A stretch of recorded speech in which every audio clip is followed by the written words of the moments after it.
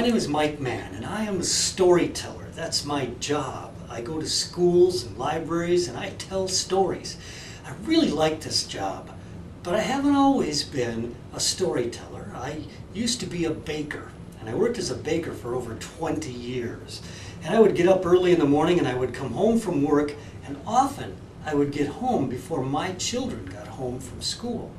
And one day my daughter Laura was in the 2nd grade. She came home from school and she said, "Dad, we have a special assignment. We have to turn off the TV for a whole week." I said, "Let's go talk to Mom." And we talked about it. We decided as a family that we could live without TV for a week. I mean, that's not really very long. And then my kids decided that in order to keep Dad from sneaking down late at night and turning the TV back on, that they would pull the plug from the wall and pick the TV up and put the TV in the closet. Well, the very next day we found ourselves sitting in the living room looking at the spot where the TV used to be. And nothing was happening. We realized then that, we had to have it. We needed to get up and do something else. We needed to make something happen. So we got up and we went outside. And we played outside in the snow. It was the winter time. We built a giant snow fort in the backyard. And we could see the neighborhood kids. They were in their homes all watching television. And then they would hear us making noise in the snow. And so then they would stop watching TV and they'd look out the window to watch us. And then they'd go back to their TV, and then we'd make some more noise, and then they'd look out the window and watch us some more.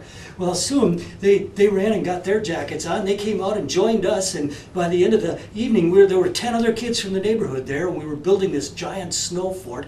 We used up most of the snow in the backyard. The next day, without television, we went to the front yard, and we built a giant snow monster. It was huge. We had to use a ladder to put the top part on. And we built it right by the street so that when people drove by the house, they would, "Whoa, what's that?" We wouldn't have had time to do that if we were in the house watching television. And we did something else more often than we ever had before. We went to the library. And we discovered something at the library. The stories at the library are better than the stories on TV. And so we started to read stories to each other. And one night I was reading one of my kids' favorite stories. I finished the book, I closed the book, and my kids looked up at me and went, "Oh, Dad, would you please read that one again?" I said, "Well, all right." And I opened the book and I read it again. And then I closed the book and they said, "Please, would you read that one again?" I said, "Well, okay." And I opened the book and I read it again. And then I closed the book and they said, "Please, would you read that one again?" I said, "No, I can't read it again. I've read it too many times." And then I got this idea. Instead of reading the story to them, I told them the story. I had read it so many times, I could see the pictures in my imagination. And later I learned that's all that storytellers do. Storytellers don't memorize the words, they memorize the pictures. And the human brain always thinks in pictures. So the human brain is set up for storytelling. So I started to tell stories every night at the dinner table after that. We got to the end of that week and we decided we could go another week without television.